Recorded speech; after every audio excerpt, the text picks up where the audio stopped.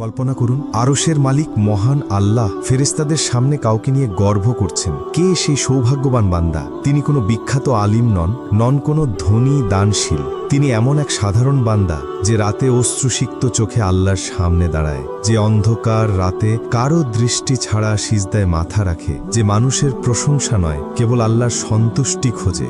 রাসূল সাল্লাল্লাহু আলাইহি ওয়াসাল্লাম বর্ণনা করেছেন, আল্লাহ তার বান্দার গোপন ইবাদতে গর্ব করেন ফেরেশতাদের সামনে।